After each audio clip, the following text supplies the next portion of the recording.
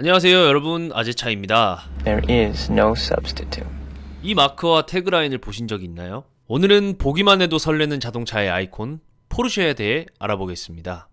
페르디난트 포르쉐는 아주 어렸을 시절에도 기계에 대해 지대한 관심을 보였다고 합니다. 페르디난트 아버지의 공장에 있는 최신식 전기기계 설비에 완전히 매료됐고 홀로 다락방에서 전기 실험을 하곤 했습니다. 그 중에 하나로는 배터리 전구가 달린 스케이트를 만들어 마을의 꽁꽁 언 호수 위에서 그 스케이트를 탔습니다. 페르디난트의 아버지는 이런 페르디난트를 괴짜 취급하며 전기에 관한 실험을 금지시켰지만 어머니는 아들이 가진 지식에 대한 목마름과 호기심을 이해했습니다. 어머니는 아버지를 선택해 페르디난트가 집에서 가까운 라이엔베르크의 국립기술대학교에 입학시켰습니다. 이곳에서 기계공학을 공부하며 자동차 기술에 대한 깊은 관심을 더욱 가지게 되었다고 합니다. 졸업 후 그는 1899년에 오스트리아에서 가장 큰 규모의 마차 제작회사 로너로 이직을 하게 됩니다. 이곳에서 전기 기술에 능했던 페르디난트는 새로운 차를 발명하죠. 이 자동차의 이름은 믹스테였습니다. 믹스테는 자동차 엑셀에 모터가 장착된 자동차로 세계 최초의 하이브리드 자동차이며 동시에 세계 최초의 사륜 구동차였습니다. 1906년 로너를 떠나 비엔나의 오스트로 다임러에 수석 엔지니어로 취임하여 당시 레이스에서 많은 우승을 거두었던 SSK 차량을 디자인하기도 했습니다. 내가 꿈꾸던 자동차를 찾을 수 없었다. 그래서 직접 만들기로 했다. 그의 유명한 말처럼 1931년 그는 독일 슈투트가르트에서 아들 페리 포르쉐와 20명의 직원들과 함께 포르쉐 엔지니어링을 설립하고 자동차 설계 및 개발 컨설팅 업무를 시작했습니다. 회사는 꽤 잘나가기 시작했고 승승장구하던 그의 인생에서 빠질 수 없는 인물을 만나게 됩니다. 바로 아돌프 히틀러입니다. 1930년대부터 그들의 만남은 시작되었는데 그와 굉장히 친하게 지낸 듯 합니다. 그와 신나게 대화를 나누는 사진을 쉽게 찾을 수 있었죠. 아마도 특출난 기술을 통해 독일 민족의 우월성을 드러내고 싶었던 히틀러와 독창적인 시도를 즐겨하던 포르쉐의 스타일이 잘 맞았던 것 아닐까요? 1933년 히틀러는 경제 부흥을 위해 자동차 산업에 힘을 싣고 있었습니다. 히틀러는 페르디난트를 호출하여 성인 2명과 아이 2~3명이 탑승할 수 있으며 7리터의 연료로 100km를 주행하고 가격은 1000마르크보다 낮은 차량을 제작해달라고 요청했습니다. 1936년 페르디난트는 결과물을 만들어냈습니다. 히틀러는 이 차를 보자마자 KDF, 기쁨의 힘이라 불렀지만 반면에 페르디난트는 이 차를 폭스바겐, 국민차라고 불렀습니다. 당시 뉴욕타임즈에서는 이 차를 비틀로 표현하며 지금까지 비틀로 불리고 있습니다. 이 차는 세계에서 가장 많이 팔린 자동차 중 하나로 그의 역량을 입증하기도 했습니다. 그 수익은 고스란히 그 당시 전쟁 자금으로 사용됐죠. 아돌프 히틀러는 그에게 위대한 독일 공업자라는 명칭을 주었습니다. 그의 독일 시민권 또한 받게 되죠. 1937년에 그는 나치 친위대에 입대하여 상급 대령까지 승진하게 됩니다. 전쟁이 시작되면서 비틀은 생산이 중단됐고 그동안 만들어두었던 차량들은 전쟁이 이용됐습니다. 전쟁이 계속되자 히틀러는 그에게 군용 탱크를 개발해달라고 요청했습니다. 이때 타이거 1, 타이거 2, 그리고 엘리펀트 등 유명한 탱크들이 바로 페르디난트에 의해 탄생했습니다.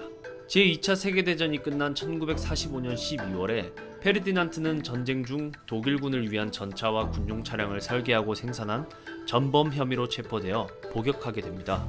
전범 혐의로 체포된 페르디난트에게 은행은 대출을 거부했고 회사는 압류 상태였습니다. 그나마 아들 페리 포르쉐가 폭스바겐 비틀의 로열티를 받아 회사를 유지했으며 그렇게 어렵게 번 돈으로 1948년에 보석금을 내고 페르디난트를 석방시켰습니다. 이후 페르디난트는 무죄 판결을 받았지만 1950년에 발작이 일어나 쓰러진 뒤 회복하지 못하고 1951년 1월 30일에 사망합니다. 아들 페리 포르쉐는 결국 혼자 회사를 운영해 나가게 되었고 그는 이때부터 페르디난트의 의지를 이어받아 스포츠카를 설계하게 되었습니다. 그는 아버지가 설계한 폭스바겐 비틀의 자체 부품을 활용해 포르쉐 356을 제작하였습니다. 이 모델은 최초의 포르쉐라는 이름을 가진 포르쉐의 공식 첫 번째 차로 경량화와 뛰어난 성능으로 큰 인기를 끌었습니다. 폭스바겐 비틀의 플랫폼과 파워트레인을 바탕으로 한층 더 스포티하게 다듬은 모델이었습니다. 포르쉐는 포르쉐 356 모델로 고급 스포츠카 회사로서 이름을 널리 알리게 되며 포르쉐의 스포츠카 역사가 시작되게 됩니다. 여담으로 356은 독특한 디자인 때문에 개구리로 불리게 되었습니다. 356은 둥글고 낮은 차체, 특히 둥글게 솟아오르는 헤드라이트와 앞모습이 개구리를 연상시킨다고 해서 이런 별명이 붙었죠. 페르디난트 포르쉐는 항상 기술 혁신을 강조했습니다. 그는 성능과 품질을 최우선으로 여겼으며 자동차 디자인에서 기능성과 미적 요소를 동시에 고려해야 한다고 믿었습니다. 이러한 철학은 아들 페리 포르쉐가 포르쉐를 이어가면서도 포르쉐 브랜드의 핵심 가치로 자리 잡았고 포르쉐 차량의 독창적인 디자인에 큰 영향을 미쳤습니다. 356은 포르쉐가 스포츠카 시장에 본격적으로 진입하는 계기가 되었고 그들의 DNA를 형성하는 중요한 모델이 되었습니다. 1964년 포르쉐는 911을 출시합니다. 이 모델은 브랜드의 상징으로 자리 잡으며 독창적인 디자인과 뛰어난 성능으로 자동차 애호가들의 사랑을 받습니다.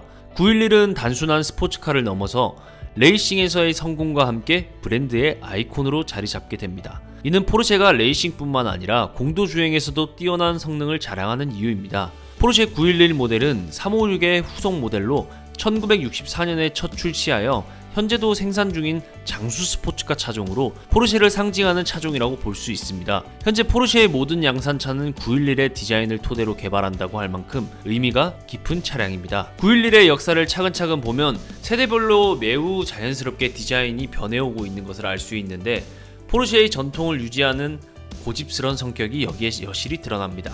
하나의 모델을 60년 넘게 계승하는 경우는 정말 보기가 어렵습니다. 그럼에도 불구하고 최초의 디자인을 시대가 변함에 따라 다듬고 또 다듬어서 지금 현재에도 많은 이들에게 사랑을 받는 디자인으로 만들어내는 것이 포르쉐의 멋이라고 생각합니다. 2002년 포르쉐의 SUV 까이엔이 출시됩니다. 출시 당시에는 자동차 매니아나 평론가들 사이에선 평가가 갈리는 모델이었으나 까이엔은 박스터와 함께 1990년대 경량화카로 파산 직전에 이르렀던 포르쉐를 부활시키는 구세주가 됩니다. 포르쉐가 재정적으로 힘든 시기에 많은 현금을 벌어다 주었던 효자 차량입니다. 2009년 포르쉐는 파나메라를 출시합니다. 이 모델은 포르쉐의 첫 번째 포드워 세단으로 스포츠카의 성능을 유지하면서도 실용성을 강조했습니다. 파나메라는 고급스러운 디자인과 뛰어난 성능으로 많은 긍정적인 평가를 받았습니다. 특히 실내 공간과 편안함이 강조되면서 가족 단위의 고객층까지 유입하게 되었죠. 이는 포르쉐가 단순한 스포츠카 제조업체를 벗어나 다양한 시장에 진출하는 계기가 되었습니다. 파나메라는 많은 셀럽들이 사랑하는 차로 유명합니다. 국민 MC 유재석 님이 타는 차로도 유명할 텐데요. 또한 축구선수 이강인 선수도 오너이고 황희찬 선수는 파나메라 터보 모델을 탄다고 합니다. 2014년 까이엔과 파나메라의 성공에 고무된 포르쉐가 개발한 또 다른 SUV 라인업 마칸을 출시합니다. 마칸은 인도네시아어로 호랑이를 뜻하는 단어입니다. 한국에서는 까이엔과 파나메라에 밀려 거리에서 보기 힘들지만 전 세계적으로 포르쉐에서 가장 저렴한 엔트리 모델이자 가장 많이 팔리는 모델이 되었습니다. 2019년 포르쉐의 첫 순수 전기차 모델인 타이칸을 출시합니다. 타이칸은 800V 전기 시스템을 적용하여 빠른 충전 속도와 뛰어난 성능으로 주목받았습니다. 포르쉐가 그동안 레이싱에서 전기차 행보를 보인 것은 바로 이 타이칸을 만들기 위한 엄청난 초석이 되었던 거죠. 아무래도 포르쉐가 만든 전기차이니만큼 더 신뢰가 갈 수밖에 없는 거죠. 엄밀히 말하자면 이 차는 전기차의 후발주자가 아니라 전기 스포츠카의 선발주자라고 불려야 마땅합니다. 타이칸은 스포츠카의 성능을 유지하면서도 친환경적인 요소를 갖춘 모델로 많은 자동차 애호가들에게 긍정적인 반응을 얻었습니다. 특히 전기차에 대한 기존의 부정적인 인식을 깨트리는데 성공하였습니다. 타이칸과 파나메라의 성공은 포르쉐의 경영 상황에 긍정적인 영향을 미쳤습니다. 두 모델의 출시로 인해 포르쉐는 다양한 고객층을 확보하게 되었고 판매량도 크게 증가했습니다. 이 두 모델은 포르쉐의 이미지 변화를 가져왔습니다. 이제 포르쉐는 혁신과 지속 기능성을 중시하는 브랜드로 자리 잡았으며 스포츠카의 한계를 넘어 다양한 시장에서 경쟁력을 갖추게 되었습니다. 소셜미디어에서도 타이칸과 파나메라에 대한 긍정적인 논의가 활발히 이루어지고 있습니다.